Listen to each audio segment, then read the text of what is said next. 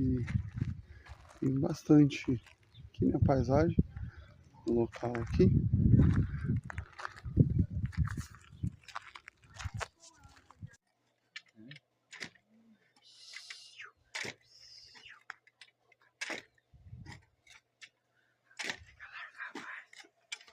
Tem que alargar mais? E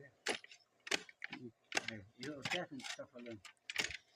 Isso, tem que respeitar os mais velhos.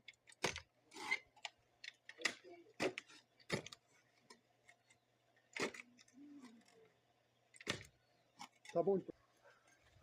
Queijo produzido aqui. Produzido na própria.